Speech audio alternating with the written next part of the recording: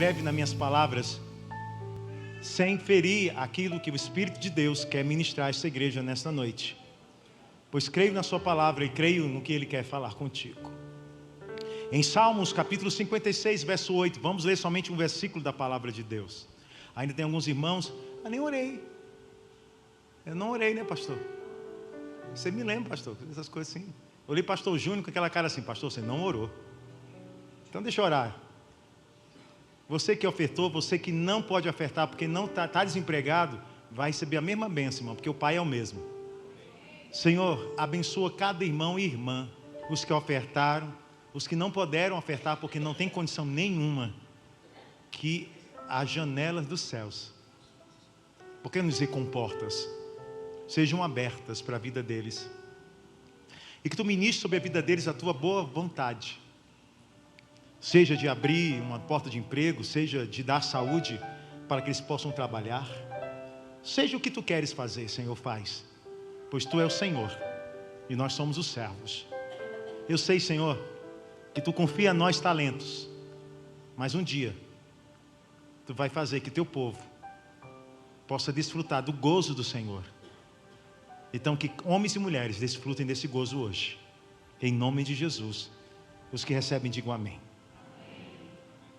Aleluia. Quem abriu Salmo 56, 8, diga amém.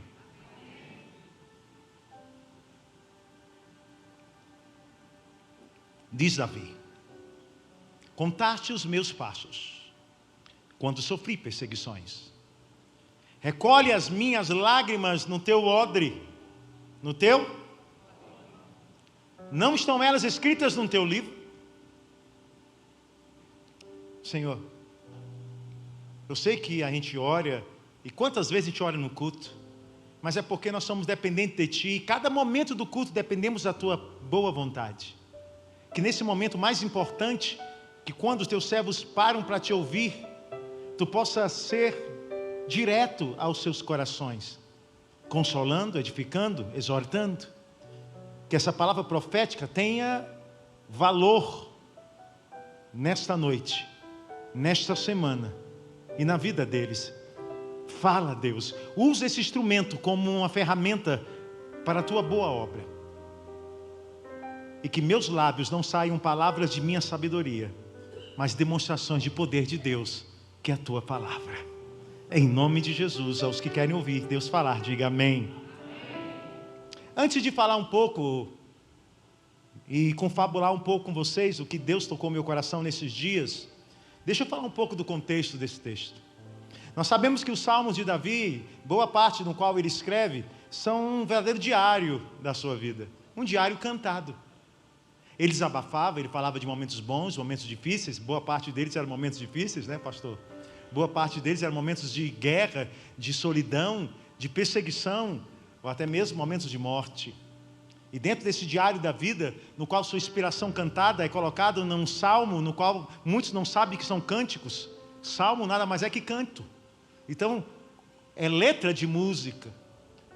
E o Salmo 56 não fica longe dessa mesma retórica, desse mesmo significado, porque Davi, o rei, estava sendo perseguido por Saul.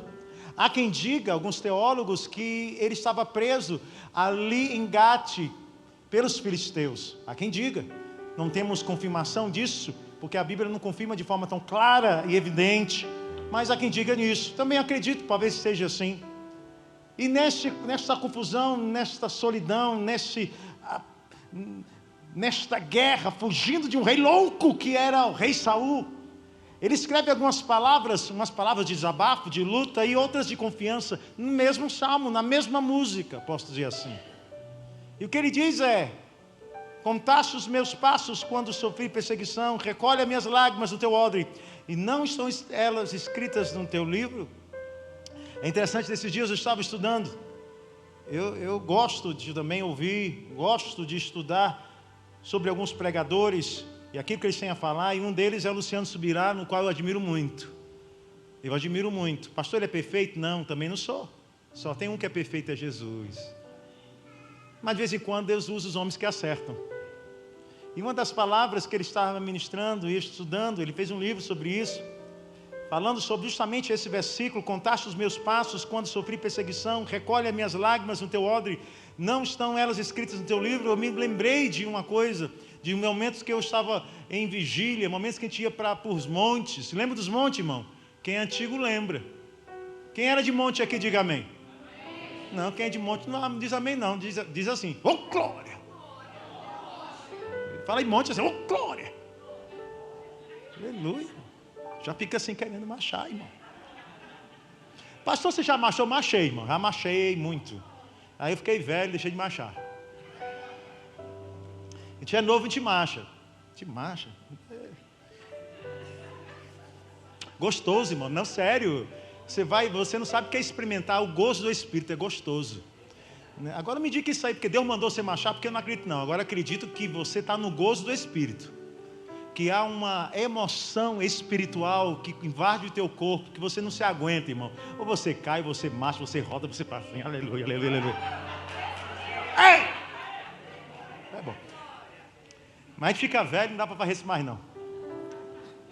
Faça Deus mandar. Não tenho nenhum preconceito com o poder de Deus, nenhum, irmão.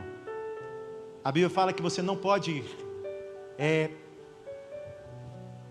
reter o Espírito Santo. Então, se o Espírito Santo quiser que você dê pulinho, pula, irmão. Se ele quiser que você marche, marche. Se ele quiser que você fale língua estranha, fale. Só não seja menino achando que Deus está em tudo e Ele vai sempre usar você pulando, marchando, rodando, porque nisso aí eu não acredito. O meu Deus é o Deus da pluralidade. É o Deus que usa a gente de várias formas. Usa todos nós, cada um de vocês de formas diferenciadas. Hoje vai usar pulando, amanhã vai usar pregando, outro vai usar cantando, outro vai usar chorando, outro vai usar aleluia, sonhando. Deus é lindo. E eu me lembrei daquelas épocas de vigília dos montes da oração, que a gente ouvia os pregadores falarem, os profetas profetizarem assim: eis que o Senhor está colhendo as tuas lágrimas. Quem já recebeu essa palavra? Irmão, todo mundo recebeu, porque é incrível, os profetas falam as mesmas coisas. E uma delas é esta: eis que o Senhor está colhendo as tuas lágrimas. Irmão, quando eu escutava isso, eu pensava numa piscina enorme. Porque a gente chora muito, tem muita gente na igreja, irmão. E eu fico pensando, meu Deus, eu olhei para o lado assim, as irmãs todas chorando. E quando Deus usava o profeta, falando: eis que o Senhor está colhendo as tuas lágrimas, que chorava mesmo, irmão. Meu Deus, é porque achou um lugar de colher a lágrima. E a gente vê assim. E eu ficava pensando, quando era menino, lá em Fortaleza, se isso aí era verdade. É claro que é verdade que Deus ele nos consola, é claro que é verdade que Deus conhece nosso passo, é claro que é verdade, isso é uma verdade espiritual, mas ela é literal? Eu acredito que não, eu acredito que ela é espiritual. Eu não creio que quando você subir no céu tem um anjo lá, meu amado pastor Isaac, com um odre não, que o odre seria muito pequeno, com um vaso de 120 litros, eis minha serva, meu servo está aqui, todas as tuas lágrimas que eu juntei. Aí eu vou dizer para Deus: Senhor, pode jogar fora. Não precisa não. Eu lá quero esse negócio salgado. Mas enfim. Quando nós vimos esse texto, antes de anunciar aquilo de fato vou falar com vocês, deixa eu fazer aqui uma interpretação espiritual desse texto.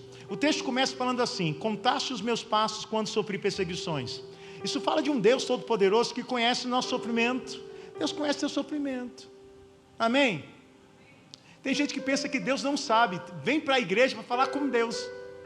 Ô Senhor, eu estou aqui na tua casa, sabe, né? Leva mal não, Senhor, porque eu esperei a semana todinha para vir aqui para falar contigo, porque eu estou pagando um preço, estou sofrendo tanto. Aí vem Deus e fala contigo: antes que saia a palavra da tua boca, tudo eu já conhecia. Mas tem gente que dá aleluia, mas não sabe disso, irmão.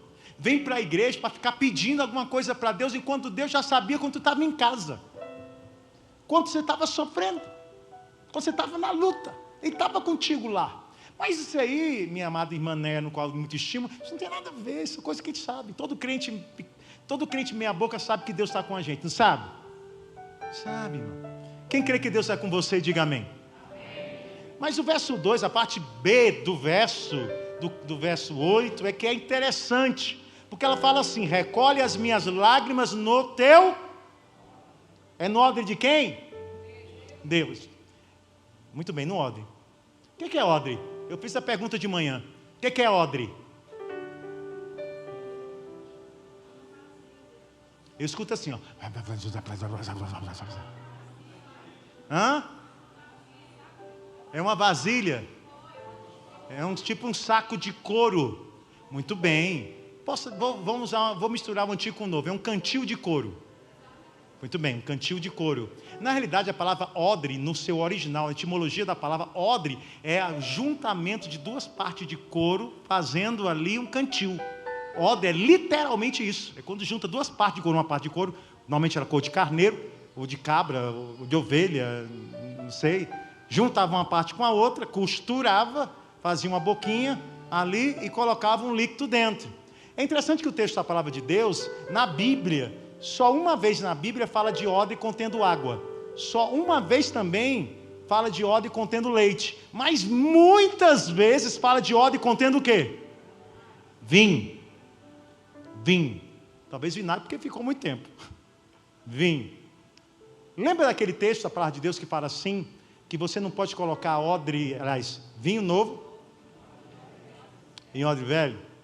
Por quê, pastor? Porque na verdade o odre era um recipiente para transformar o vinho novo, ou seja, um mosto, né?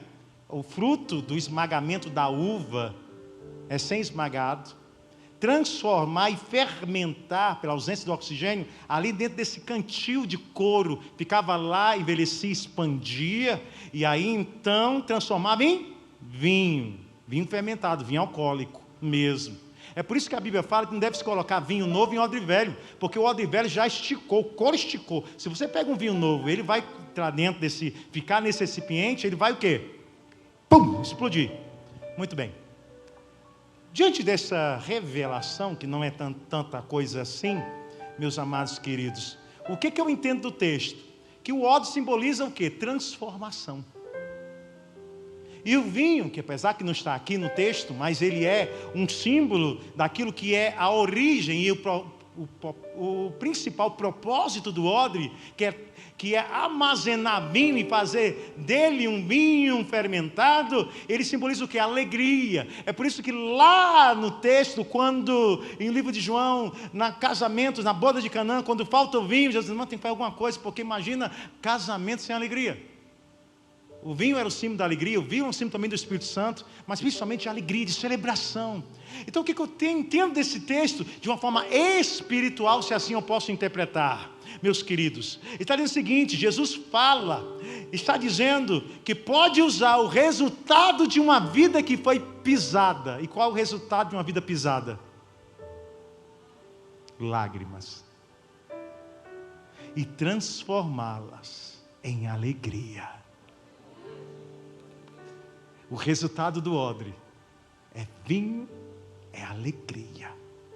O que Davi, talvez de forma proposital, ou não sei se ele tinha essa intenção, ele está dizendo o seguinte, Deus, recolhe as minhas lágrimas, coloca no teu odre, porque eu não quero ficar só chorando, eu não quero ficar só sofrendo, eu não quero ficar só em angústia da minha alma, eu quero que tu transforme tristeza em alegria.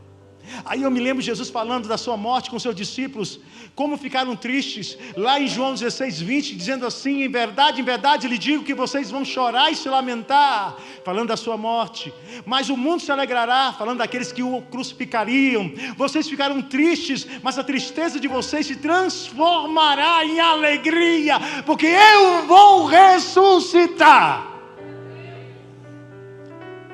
É como a mulher que quando está para dar luz fica triste, porque chegou a sua hora, mas depois de nascida a criança, já não se lembra da aflição, pela alegria de ter trazido alguém ao mundo. Como disse, o que fica claro é que Deus transforma a tristeza em alegria. Isso é um ponto, isso é uma verdade. Eu me lembro de um texto lá em Lucas 21, na parte B, que ele diz o seguinte, bem-aventurados são vocês que choram, porque serão? Não é o que Lucas fala, é o que Mateus fala. Mateus fala de consolo. E eu vou ser sincero para vocês que eu não gosto do texto de Mateus. Eu acho mais completo o texto de Lucas. Porque Lucas fala o seguinte, bem-aventurados vocês que agora choram, porque serão consolados? Não, porque o consolo fala de o parar de uma circunstância. O consolo fala de o cessar de uma luta. O consolo nos traz referência sobre o remédio daquele que está doente. Consola, é um bálsamo. Mas Lucas vai mais adiante e diz o seguinte, bem-aventurados vocês que agora choram, porque vocês hão de rir. Ele está dizendo, não tenho só para você consolo. Eu não tenho só para você um bálsamo. Eu não tenho só para você um cessar de circunstâncias, de lutas humanas. Eu tenho para você felicidade. Você que entrou chorando, vai sair daqui rindo. Eita! Ô glória! Olha para mim, vocês. Eu sei que tem gente aqui passando por luta, eu sei que tem gente aqui passando por depressão, eu sei que tem gente aqui com as lágrimas nos seus olhos, sem entender o que está acontecendo, mas Deus está dizendo para você, eu não quero só consolar você, eu quero transformar tuas lágrimas, transformá-las em alegria do coração, uma alegria que é acima do natural. Nós temos alegrias nesta terra, alegrias que, por exemplo, são causadas, por exemplo, pelo pecado. Pecado traz alegria? Traz, irmão. Traz, e que você fala que pecado é ruim, eu te digo, que pecado você está pecando? Pecado é bom e traz uma falsa alegria. Existem alegrias naturais também. Recebeu uma notícia boa. Hoje pela manhã, o pastor William e o pastor Lulu puderam ter a oportunidade de apresentar a sua neta aqui. É uma alegria de família, mas uma alegria natural. Mas existe uma alegria sobrenatural. É aquela alegria em que os discípulos não entendiam ainda quando voltaram, dando glória a Deus, aleluia, dizendo para Jesus, Senhor, nós voltamos da obra missionária, nós expulsamos demônios, nós curamos enfermos, maravilhas foram feitas através de nossas vidas, e eles estavam felizes. Aí vem Jesus e fala, isso aí é bom, isso é legal, é bom receber, dar glória a Deus, ficar feliz por uma bênção do Senhor, ou porque Deus te usa, isso é legal, mas felicidade verdadeira é ter teu nome escrito no livro da vida. Irmão, eu digo uma coisa para você, crente, olhe para mim, se a tua verdadeira alegria não é tua salvação, tu tem que rever tua vida espiritual. Se a tua verdadeira alegria, a maior alegria que você tem é saber que um dia nós vamos morar com Jesus e que vamos morar numa cidade chamada Nova Canaã. Não importa se ela é meio quadradona, porque ela é quadrada, né? É um cubo, não importa. É só uma visão espiritual de algo que é perfeito e belo. Mas em nome de Jesus, a minha maior alegria é saber, queridos, que logo, logo, toda lágrima será cessada. Não vai ter mais choro, não vai haver lágrimas, não vai haver mais ranger de dente, vai haver só alegria do Espírito, só louvor e glória, aleluia. Tudo isso para falar o que, pastor? Você quer hoje? Porque eu tenho um tema para a mensagem de hoje, sabe qual é? A teologia das lágrimas. E agora eu vou começar a pregar. Já de antemão eu quero falar para vocês que essa pregação tem uma parte B, ou seja, eu vou pregar a parte A hoje, e domingo que vem eu vou pregar a parte B. Logo a turma que está tocando hoje aqui vai ter que voltar domingo que vem. Porque senão vai ficar meia boca. Mas muito bem. A teologia das lágrimas. Eu quero responder duas perguntas. A primeira vou subdividi-la em duas. E a segunda não farei, não dá para a gente falar hoje porque o tempo não dá. Falamos isso essa semana que vem. A teologia das lágrimas. Eu vou responder duas perguntas sobre este tema. Como eu disse, existe tipo de lágrimas? Será? E a segunda pergunta, dentro dessa mesma pergunta, se existe tipo de lágrimas, que lágrimas são estas? Que lágrimas existem? Muito bem, abra sua Bíblia no livro de Isaías, capítulo 38, verso 1.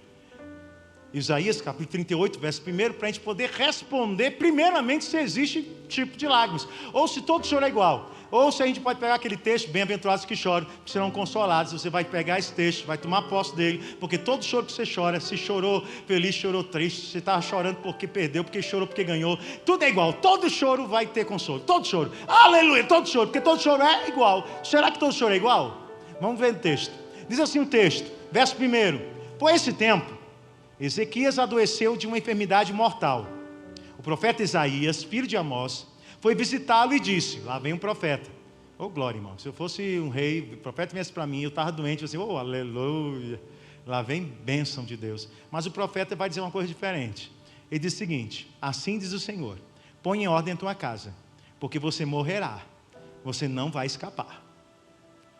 Então Ezequias virou o rosto para a parede e orou ao Senhor dizendo, Senhor, lembra-te de que andei diante de ti com fidelidade, com um coração íntegro, e fiz o que era reto aos teus olhos.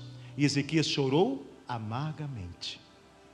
Então a palavra do Senhor veio a Isaías dizendo, vai e diga a Ezequias, como é que é, Senhor? Eu estou indo embora, Senhor. Não, para aí, volta lá no quarto do rei e diz para ele, vai e diz assim, Assim diz o Senhor, o Deus de Davi seu pai, ouvi a sua oração e vi as suas lágrimas.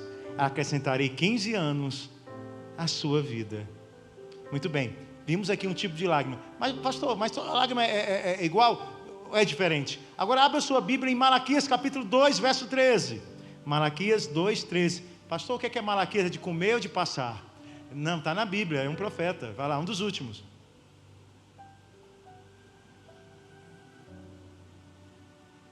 Quem encontrou, diga amém.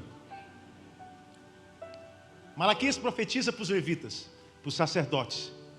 Muitas vezes nós usamos os textos para empurrar de forma forçada uma maldição que Deus joga para aqueles que são dizimistas, no qual ela é muito direcionada. Mas em outro momento eu te falo sobre esse assunto. Diz assim o texto, Malaquias profetizando ali para os profetas, para os sacerdotes, não profetas, perdão, não era para o profeta, pelo amor de Cristo, era para os sacerdotes. Ele vai dizer o seguinte: há outra coisa que vocês fazem, quem? Sacerdotes. Cobrem de lágrimas o altar do Senhor, com choro e gemido, porque Ele já não olha para a oferta, nem aceita com prazer. O que estava acontecendo aqui? Meus amados, os levitas, os sacerdotes estavam cobrindo o altar de lágrimas, porque Deus não estava ouvindo mais a oração deles. Vem Deus, logo a gente vai ver o porquê. Ele vai dizer o seguinte: eu não estou nem aí para esse choro seu. Eu não estou vendo, não estou interessado. E essas lágrimas que vocês derramaram no altar não estão me comovendo, me provando e respondendo facilmente a primeira pergunta. Sim, existe tipo de choros. Então, pastor, se existe tipo de lágrimas dentro dessa teologia das lágrimas, que lágrimas existem então? Porque nós percebemos que aparentemente tem gente que chega aqui na igreja, dá um chorinho. Gente, Deus usa até o profeta, vai lá onde é que você está? Eita Jesus, calma aí que eu tenho que ir aí, aleluia. Aí vai, bota a mão, deixa eu enxugar tuas lágrimas, oh aleluia, Senhor, não chora não, servo meu, Deus vai te dar hoje ainda, não chora não. Amém. Não tem? Tem, irmão, é incrível como Deus ele usa pessoas, Deus ele resolve rapidinho, é só o crente derramar duas lagriminhas, duas gotinhas, vem o Espírito Santo e já consola. Vem o Espírito Santo já entrega a bênção. Vem o Espírito Santo abre a porta. Você já sai da igreja com alguém ligando para você. Olha, não sei o que aconteceu, alguém falou para mim. Eu acho que, não sei, acho que foi Deus que eu tinha que te abençoar. E você já sai daqui abençoado. Mas tem outra criatura, irmão, que fica do teu lado, chora feito um condenado. Chora. Ai, Deus! E chora muito. E nada. E chora um dia, chora dois, chora três. Você já conhece essa pessoa, já está chamando de Jeremias já. Ei, chorão. E nada muda na vida daquela criatura. Dá até pena do bichinho, fica orando, Senhor, já mudei até a oração. Leva logo. Porque é muito sofrimento, Senhor, essa criatura, Senhor. Mata logo esse indivíduo. Leva para a glória. Para ele parar de chorar. Não tem gente assim? Tem ou não tem, irmão? Então logo existe tipo de choro. Mas que tipo de choros existem, pastor? Porque na realidade, se a gente conhece os tipos de choros, a gente vai observar que muitas vezes nós estamos chorando à toa. Estamos chorando errado. Estamos chorando certo, e assim comovendo Deus. Eu quero falar de alguns choros e tipo deles, nesta noite, mesmo na parte A dessa pregação. Abra sua Bíblia em 1 Samuel, capítulo 1, verso 7. Aqui vai o primeiro tipo de choro. Deixa aberto, olhe para mim. O capítulo 1 de 1 Samuel, a partir do versículo 1 diante, conta a história de Ana. Nós temos uma Ana aqui, temos mais de Anas aqui. Quantas Anas tem hoje aqui na igreja? Quem é Ana, levante a mão. Uau, irmão, não tem Ana aqui, viu, irmã? Tem um bocado de Ana aqui, um bocado de xará sua. Muito bem. Mas aquela Ana tinha um problema, ela era estéril. Ela era o quê? Estéril. E na sua esterilidade, esse era um problema muito sério, cultural naquela época, porque a mulher estéril era praticamente inútil. Não poucas mulheres estéreis foram devolvidas para suas famílias em algo que antigamente chamavam de repúdio. As mulheres eram repudiadas. Algumas eram repudiadas por questões de descobrirem que elas não eram virgens, mas boa parte delas eram repudiadas porque não poderiam ter filhos. Aí o que acontecia? Quando o marido amava a mulher, isso acontecia, viu, irmão Isaac, de maridos amarem suas esposas. Isso veio quando acontece. Amém, homens? Eu amo minha mulher. E tem mulher que ama homem também, mas muito bem. Alguns maridos amavam suas esposas. E ele decidiu o seguinte: não, eu não posso lhe devolver, eu lhe amo. Eu não importa se você não pode ter filho. Aí havia uma regra, uma cultura cananeia que ensinava o seguinte: já que você não pode ter filho, arranje uma barriga de aluguel aí. E claro, não seria como o dia de hoje. Então, se arranjava uma concubina, uma mulher, ela se deitaria com esse homem, ela teria os filhos, e esse homem agora poderia ter uma herança, poderia ter realmente uma família no qual ele poderia dizer que era sua. Então, o que está acontecendo no capítulo 1 de 1 Samuel é essa história de uma mulher que ela não pode ter filhos, mas o marido a ama, que era Elcanã, mas só que ele arranjou uma concubina que chamava Penina. E aqui tem muita gente que está apanhando pelas peninas da vida, que são aquele tipo de gente que fica jogando tua cara que tem e você não tem. Não tem gente assim, irmão? Tem ou não tem? Está lá no emprego e fala: eu tenho, você não tem. Lá na minha casa era minha irmã, ela ficava dizendo assim: eu tenho, papai me deu e não te deu. Chegava no meu pai e falava assim: pai, tu deu para minha irmã, não deu para mim. Ele falou assim: foi, daí? Eu não, tá bom. Aí eu ia na minha mãe, porque minha mãe era por mim. Mãe, eu ia na minha mãe, que minha mãe não tinha dinheiro. É ruim você ter quem te ama, quem não tem dinheiro, é complicado. Minha irmã foi mais esperta, mas muito bem. Penina ficava lá chorando, chorando o quê? Ficava zombando da casa de Ana. Você tem, eu tenho, você não tem. E ela, aparentemente, o texto vai dizer que ela tinha 10 filhos, porque Elcanã, ele vai chegar a um ponto, falar para Ana a seguinte frase: mulher, não sou eu melhor que 10 filhos? Então dá uma a entender que Penina tinha 10 filhos. Muito bem, no verso 7, olha o que acontece. A gente sabe que Elcanã era um homem crente, um homem dedicado ao Senhor, e ele servia a Deus no templo. Ele ia lá, fazia seus sacrifícios anuais e levava a família toda. Naquele ano, mais uma vez, assim fazia ele de ano em ano. E sempre, diga comigo, sempre, repete comigo, sempre. Que Ana subia à casa do Senhor, a outra a irritava, por isso chorava e não comia. Sempre acontecia isto. Ana chorava. Eu chamo essa primeiro tipo de lágrimas da autopiedade. Diga comigo, lágrimas da autopiedade. Já viu alguém que chora para Deus e o mundo? Todo mundo tem que te ouvir chorando. Todo mundo tem que te ouvir se lamentando. Todo mundo tem que ver que você está passando por um problema sério na tua vida. Parece que você tem uma necessidade, meu irmão, minha irmã, de que as pessoas venham te consolar. E quando Deus quer te consolar, não. Deus quer enxugar tuas lágrimas, colocar no seu odre, transformá-la em alegria. Olha, meu amado irmão, minha amada irmã, se as tuas lágrimas perpetuam em um sentido de autopiedade, ou seja, coitado de mim, quem sou eu? Sou sofrido, só misericórdia, ninguém me ama, ninguém me quer, eu estou assim, eu estou assado, ai meu Deus do céu, ai, que foi, minha irmã, eu estou assim, ora por mim, irmão, ora por mim, minha irmã. Eu quero dizer para você que Deus não escuta, Deus não enxerga, Ele fica cego diante das lágrimas da autopiedade, meu amado irmão, minha amada irmã. É por isso que Ana entra ano, sai ano, entra ano, sai ano, e a vida dela não muda.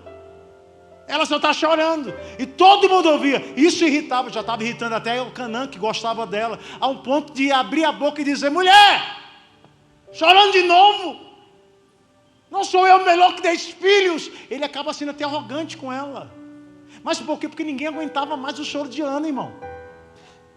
Mas de repente, diga comigo, de repente, eu profetizo os de repente na tua vida, irmão, que as coisas vão mudar. Olha aí.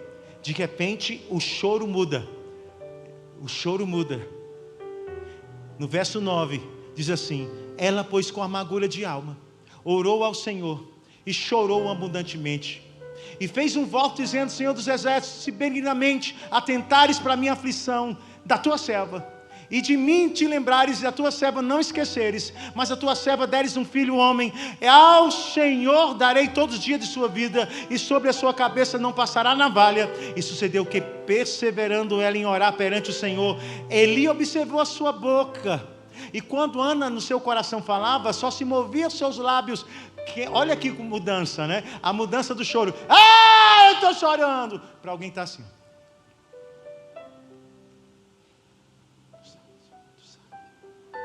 Alguém que queria que todo mundo ouvisse, agora era alguém que queria que só Deus ouvisse. Alguém que chorava para o mundo todo ouvir, agora estava no templo do Senhor, isolada, de joelho no chão, prostrada, orando, enquanto tinha um curioso, porque estava olhando, ali era curioso, porque ele ficou assim, deixa eu ver que negócio é esse, que essa mulher, deixa eu ver aqui, e a boca dela mexia, mas não saía som, porque ele aprendeu que na realidade o desabafo da alma não deve ser falado para os homens da terra, o desabafo da alma, as lágrimas devem ser derramadas nos odres do Senhor. Olhe para mim, não derrame as suas lágrimas em odre de ninguém, porque muitos vão pegar as tuas lágrimas e jogar no chão da humilhação e da fofoca. Mas o teu Deus recolhe as tuas lágrimas no seu odre e transformará em alegria.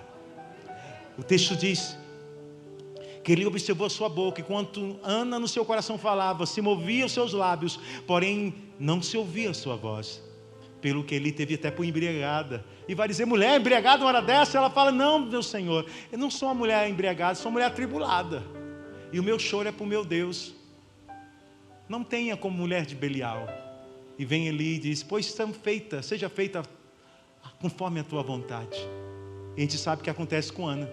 Ana engravida do maior profeta, historicamente falando, o profeta Samuel. E Deus, como é exagerado, diga comigo, Deus é exagerado. Tu pede para ele pagar as contas e te dá uma viagem. Tu pede para casar e te dá logo um filho. Deus é assim, Deus é exagerado. Aí ela pediu um filho, Deus deu o filho, que era Samuel, deu mais um monte. Falou assim, toma logo a cateia toda. Toma esses meninos tudinho, vai. Você que passou um bocado de ano sem ter menino. Eu acredito, meus irmãos, que Deus pode ter até honrado um ano, dando mais filho que deu para a menina. Eu não sei, a Bíblia não fala, só que fala de filhos e filhas. Aleluia. Agora, esse derramar, estas lágrimas, são lágrimas da fé. Ou lágrimas de voto. Já percebeu que nós somos um povo que não mais faz voto com Deus? A gente só chora, a gente só lamenta, a gente só murmura, a gente só pede, a gente não faz mais voto. E o que é voto, pastor? É chegar diante do seu Deus com as suas lágrimas, porque você está passando por algum grande problema, e dizer o seguinte para Deus, Senhor, se tu me deres, tu verás o que eu farei. Eu farei isso, eu farei aquilo, farei aquilo outro. Honra a minha fé, não se esquece de mim, mas a gente não faz mais voto. Talvez alguns por medo, que a Bíblia fala, se fizeres um voto ao Senhor, não tarde em cumpri-lo. Vigia. Mas não, nem sequer fazemos mais voto, quanto mais tardar em cumpri-lo. Deus está dizendo para mim e para você, existem lágrimas que Deus dá maior 10, e gosta de receber e de ver de você. É a lágrima da fé. Em vez de você ter a tua autopiedade, porque de certa forma as lágrimas da autopiedade traz um tipo de compensação humana, e nós estamos nos consolando pelos homens, porque é incrível como a gente atrai pessoas para nos consolar quando estamos tristes e amargurados, mas não resolve. Eu não quero que você viva de migalhas, eu quero que você viva de milagres. E Deus vai fazer você viver de milagres em nome de Jesus. E Ana agora derrama as lágrimas da fé. Outro tipo de lágrima está registrado em Gênesis capítulo 27, verso 38. Pegue a sua Bíblia e vamos ver. Já vimos as lágrimas da autopiedade. Já vimos as lágrimas da fé, daqueles que fazem voto com o Senhor e falam, Senhor, é a última vez que eu estou chorando. É isso que simboliza as lágrimas de Ana, viu, irmão? Olha para mim. O que Ana estava dizendo para Deus era, é a última vez que você me vê chorando. Se atentamente ouvir a oração da tua serva, me abençoares como deve e não esqueceres de mim, tu verás que eu vou fazer. Irmão, Deus vai transformar tuas lágrimas em êxito, em vitória, em ações. Aleluia. Outro tipo de lágrima está em Gênesis 27, 38. Esaú disse a seu pai, será que o Senhor meu pai tem somente uma bênção? Abençoe também a mim, meu pai. E levantando Esaú a voz, chorou. Quem é Esaú? Quem lembra? Irmão de Jacó, o usurpador, que transformará depois em Israel. Nós sabemos que quem nasce primeiro desses irmãos gêmeos? Esaú. E por direito havia uma bênção chamada bênção da primogenitura.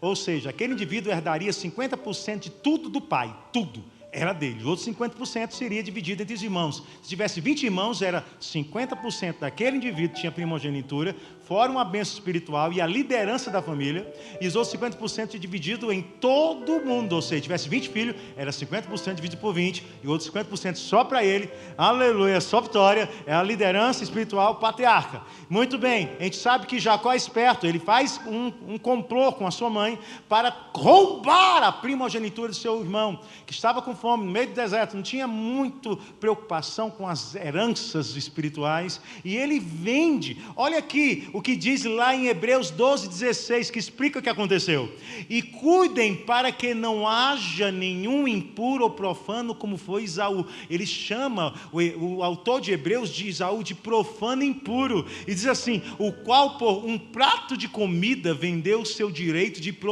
primogenitura. Irmão, não venda a sua primogenitura, não venda o seu direito, não venda a sua promessa, não se venda por prato de lentilha nenhuma dessa terra. O que Deus prometeu para você é muito mais valioso que qualquer emprego, qualquer bens materiais, qualquer umzinho ou outrazinha aí que você está de olho querendo acabar teu casamento, e Deus está olhando para ti dizendo o seguinte: eu estou te vendo e sabendo o que você vai fazer. Vigia,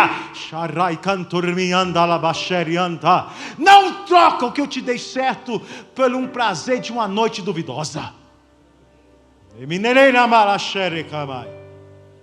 E cuidem para que não haja nenhum impuro e profano como foi Esaú, a qual por um prato de comida vendeu seu direito de primogenitura. Vocês sabem também que posteriormente, querendo herdar a bênção, foi rejeitado, pois não achou lugar de arrependimento, embora com lágrimas o tivesse buscado.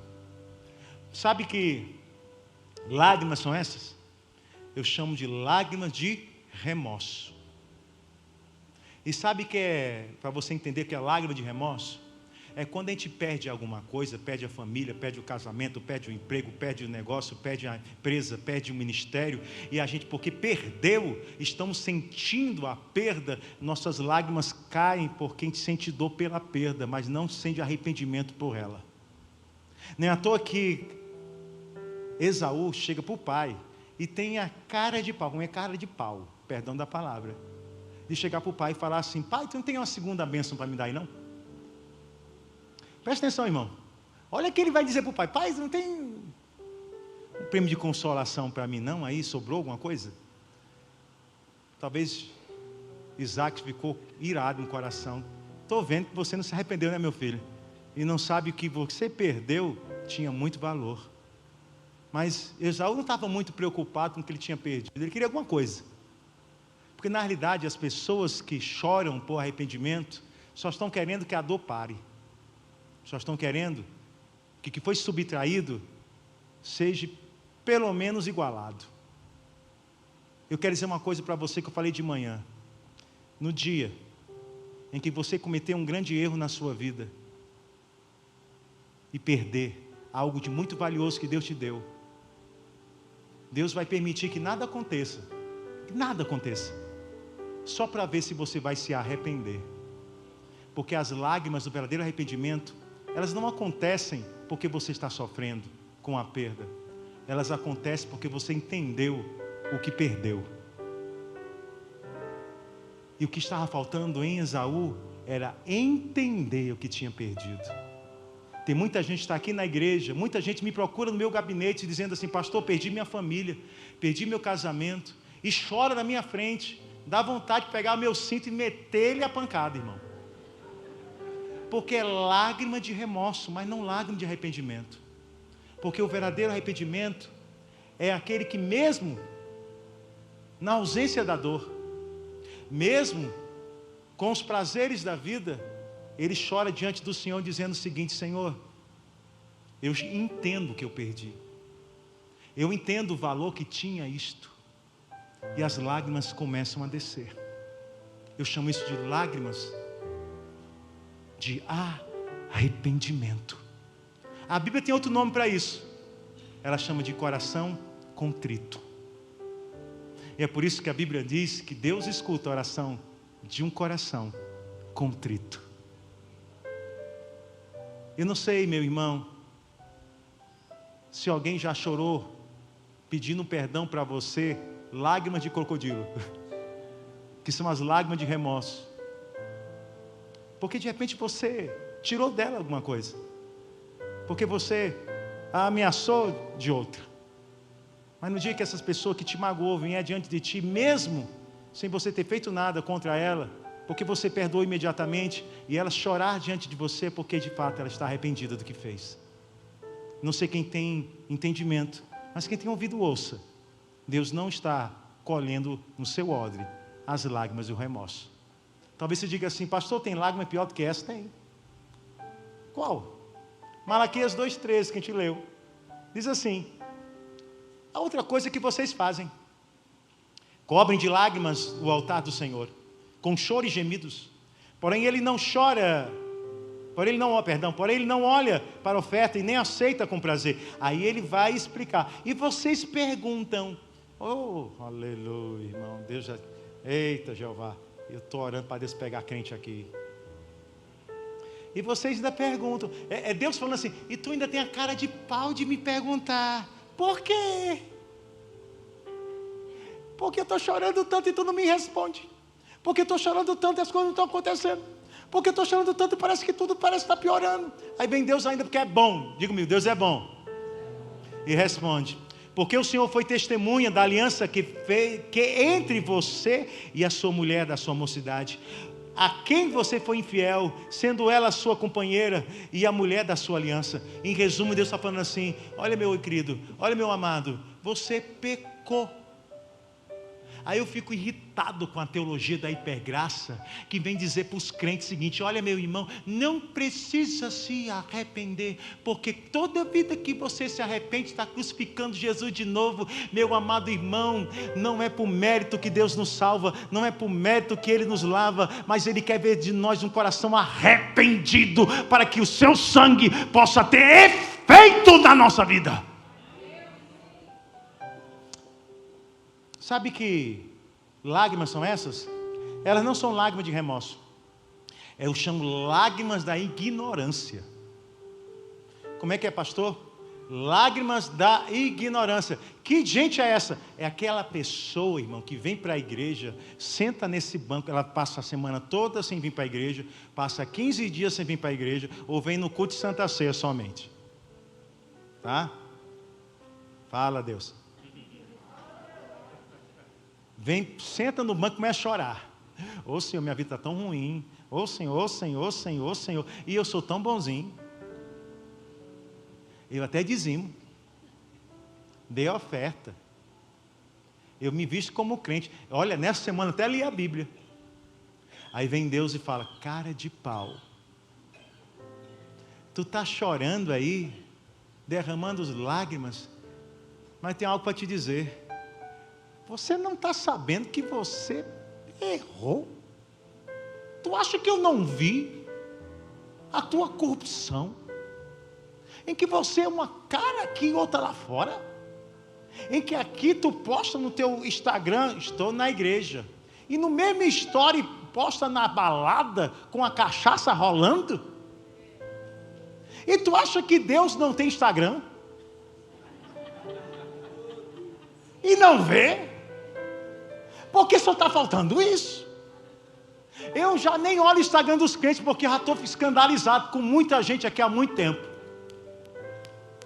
E uns vão ter cara de pau e dizer: pastor, a salvação é individual. É verdade. Tu vai para o inferno. Está faltando pastor para dizer isso para você, que se tu não se ajeitar, pode chorar à vontade. Jesus volta, tu fica. E te digo uma coisa: ainda vai sofrer a grande tribulação dessa terra, e Deus ainda vai ser tão bom contigo, vai deixar você vivo. E eu acho é pouco. Por quê, pastor? Porque nós estamos virando uma igreja cara de pau, uma igreja corrupta, uma igreja que chora, e as suas lágrimas não são lágrimas de arrependimento, nem muito menos de remorso, são lágrimas de ignorantes, de pessoas que acham que podem viver uma vida dissoluta em pecado, e podem vir diante do seu Deus para chorar, e ainda exigir de Deus alguma mudança. dizendo: Deus, olha para mim, aí Deus está falando contigo. Não, olha não. E tu ainda vai me perguntar por quê? Eu vou dizer por quê. Porque tu é pecador. E se arrependa não. Ninguém dá glória, né? Deixa eu terminar. Falta 4 minutos. Ainda existe outro choro. Esse é bom. Agora eu vou mandar o bálsamo. Salmo 126. Verso 1 diz assim. Deixa eu correr com o tempo pequeno. Quando o Senhor trouxe do cativeiro os que eles voltaram de Sião, estavam como que sonho. Então nossa boca se encheu de riso. Oh, glória. A nossa língua de cânticos. Então se dizia entre os gentios: grandes coisas fez o Senhor por estes, grandes coisas fez o Senhor por nós, pelas quais estamos alegres. Trazemos outra vez ao Senhor do cativeiro, como as correntes da água do sul, os que semeiam em lágrimas. Os que semeiam em lágrimas cegarão com alegria. Aquele que leva a preciosa semente andando e chorando, voltará sem dúvida com alegria, trazendo consigo os seus molhos. Deus detesta lágrimas de remorso, lágrimas de piedade, lágrimas de ignorância. Mas se tem uma coisa que Deus honra, meu amado irmão, é as lágrimas da resiliência. Que lágrima é essa, pastor? Me traduz para o português, pelo amor de Deus.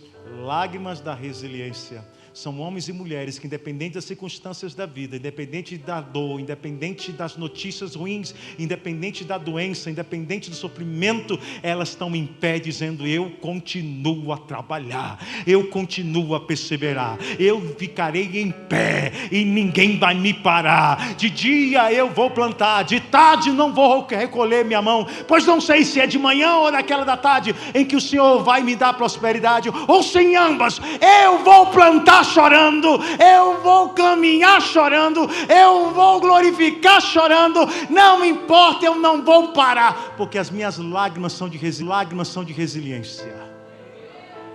Oh, meu irmão, se tem uma coisa que Deus, Ele não se agrada, é quando o crente chora e para a vida. Até falta emprego, até falta a igreja. Uma vez chegou o irmão, bem, pastor, eu não vou para a igreja não, porque eu não vou não, eu estou chorando em casa. Ô irmão, mas vem chorar aqui. Por quê, pastor? Porque se você aprender a plantar chorando, semear chorando, Deus vai honrar a tua semente. Na realidade, o que está regando a semente de muita gente é as suas lágrimas. E elas só podem regar as sementes do teu trabalho se você continuar trabalhando e chorando, até que um dia, e esse dia vai chegar na tua vida, que Deus transformará as lágrimas em alegria. Porque este povo que voltava do exílio, voltava feliz, porque suas lágrimas foram colhidas no odre do Senhor. E durante um período enorme, Deus fermentou as lágrimas do povo no exílio. E a produção dessas lágrimas, o resultado foi a alegria do Espírito. Eu termino, meus amados irmãos, em nome de Jesus, com uma última lágrima. Havia uma mulher, morava em uma aldeia de Naim. Ela tinha condições financeiras, mas seu marido morre. O terror vem ao seu coração, lágrimas de luto são derramadas. Um tempo passa, seu filho único morre também, e agora não tem mais nenhum filho. Por Jesus se vence. Eles iam enterrar aquele menino, a aldeia toda se juntou, o esquife estava ali, Jesus estava vindo, se aproximando da mesma aldeia, uma multidão o seguia, seus discípulos também. De repente, ele olha para aquela mulher e diz, o que para ela? Pare de chorar. O enterro Para. Jesus toca no rapaz que se levanta vivo, nos dando nessa noite o último tipo de choro que eu quero te profetizar. Chama choro desnecessário. E que choro desnecessário é esse, pastor? Existem homens e mulheres que estão aqui nessa igreja hoje que não precisam mais chorar, em que a sua bênção está muito mais próximo de você do que você imagina, em que Deus está dizendo para ti o seguinte: olha, já experimentou parar para começar a contemplar o teu Deus dizer levanta e anda? Já experimentou parar de chorar? Porque por mais que o choro seja bom em vários aspectos da nossa vida, às vezes, não poucas vezes, nós estamos chorando à toa, enquanto tem um Deus que está doido para te abençoar e transformar e dizer para ti o seguinte: ei, gente, leva mal não, o ódio está cheio,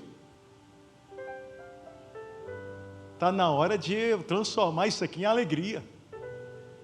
Talvez o ódio daquela mulher já estivesse cheio de lágrimas, e o Senhor Jesus Cristo chegou na hora certa dizendo: ei, para de chorar, acabou, já encheu. E quando o teu ódio encher, Ele vai dar a ordem: para. Mas tem ouvidos para ouvir, tem a sensibilidade do Espírito para sentir. Quando Deus te manda parar, Deus não tem pena de você, já disse isso, mas Deus está colhendo as lágrimas que são verdadeiras, que são úteis. Mas até nesse cantil de coro, nesse odre do Senhor, tem limite. E quando chegar no teu limite, Deus vai dizer para você: para de chorar e viva a abundância do Senhor na tua vida. Hoje o Espírito Santo está falando com 1, 2 ou 3 aqui, que precisam ouvir isto. Chegou a hora de você parar de chorar e aproveitar tudo que eu te dei. E digo mais, o que eu vou te dar. Nessa noite, eu respondo 2 perguntas. Existe tipo de lágrimas? Sim. Quais? Falamos de algumas. Semana que vem, eu tenho uma outra pergunta para esse texto. Uma outra pergunta para essa teologia das lágrimas, meu amado irmão Israel. Se Deus transforma choro, lágrimas em alegria, como se dá este processo? Semana que vem vamos aprender. O texto que vamos ler semana que vem é: o choro pode durar, mas a alegria fica em pé em nome de Jesus. Se é bater palma, bata com força, irmão, porque Jesus gosta de receber glória. É para Ele, tudo é Ele. Senhor, nós estamos aqui. Não vou trazer ninguém hoje na frente, a pregação não terminou, mas semana que vem vai terminar, e vamos ministrar a teu povo, que precisa entender, Senhor Deus, que suas lágrimas estão sendo vistas, e algumas não estão sendo. Mas como esse mistério desenrola, vamos saber semana que vem, Senhor. Espero que todos venham, espero que todos sejam aqui, para serem ministrados pelo teu Espírito. Nos leve em paz, Senhor, que o teu consolo nos console. Mas acima de tudo, Senhor, que o nosso choro seja transformado, que ele entre no teu odre e seja fermentado e se transforme em algo muito melhor do que um consolo simples. Se transforme em alegria. E é isso que eu profetizo na vida dos meus irmãos. Pois a graça do nosso Senhor Jesus Cristo, o amor de Deus o Pai e a consolação do Espírito repousa sobre tua vida hoje e sempre. E só quem crê possa dizer amém. Dê uma salva de palmas forte.